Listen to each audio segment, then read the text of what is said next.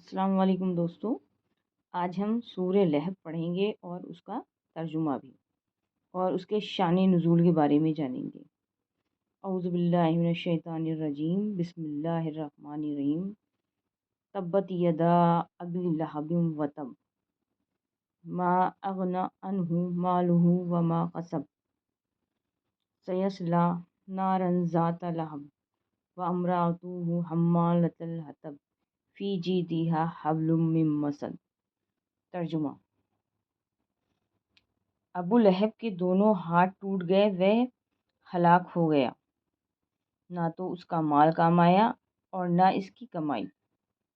وہ عنقریب بھڑکنے والی آگ میں جائے گا، اس کی بیوی بھی جائے گی جو لکڑیاں ڈھونے والی ہے، اس کی گردن میں پوست کھجور کی وٹی ہوئی رسی ہوگی۔ آئیے اب ہم اس کے شان نزول کے بارے میں جانتے ہیں۔ ابو لہب کا اصل نام ابو العزا تھا۔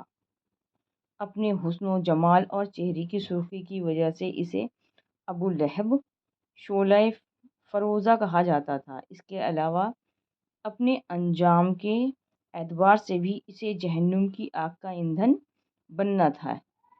یہ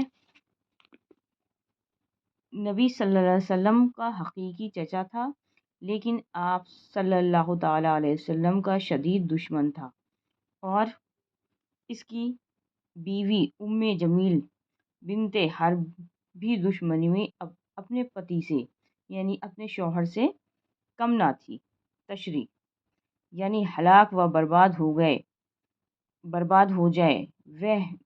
یہ بددعا ان الفاظ کے جواب میں ہے جو اس نے نبی صلی اللہ تعالیٰ علیہ وسلم کے بارے میں غصے اور عداوت میں بولے تھے، اور وہ ہلاک ہو گیا۔ یہ خبر ہے، یعنی بددعا کے ساتھ ہی اللہ نے اس کی ہلاکت اور بربادی کی خبر بھی دے دی۔ چنانچہ بدر کے چند روز بعد یہ بیماری میں مبتلا ہوا، اسی میں اس کی موت ہو گئی۔ یہ بیماری طاعون کی طرح تھی۔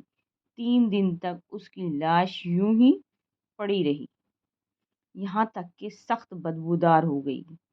بالآخر اس کے لڑکوں نے بیماری کے پھیلنے کے خوف سے اس کے جسم پر دور ہی سے پتھر اور مٹی ڈال کر اسے دفنا دیا۔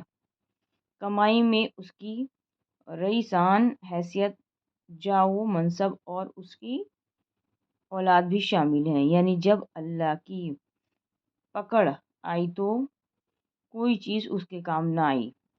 جہنم میں اپنے شوہر کی آگ پر لکڑیاں لا کر ڈالے گی تاکہ آگ زیادہ بھڑکے۔ یہ اللہ کی طرف سے ہوگا، یعنی جس طرح یہ دنیا میں اپنے شوہر کی اس کے کفر اور دشمنی میں مددگار تھی، آخرت میں عذاب میں اس کی مددگار ہوگی۔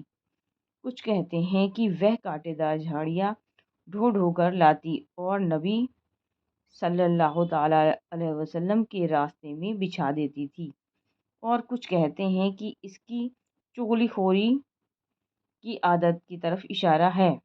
چغلی خوری کے لیے یہ عربی محاورہ ہے۔ ایک کفار مکہ کے پاس جا کر ہمارے نبی صلی اللہ تعالیٰ علیہ وسلم کی غیبت یعنی کہ برائی کرتی ہے اور انہیں آپ کی عداوت پر اکساتی تھی۔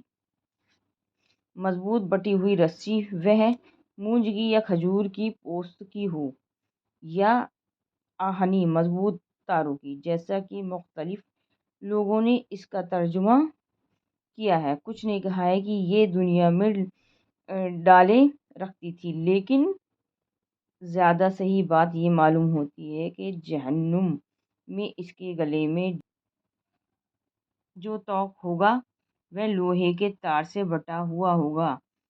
مسد سے تشبیہ اس کی شدت اور مضبوطی کو واضح کرنے کے لیے دی گئی ہے۔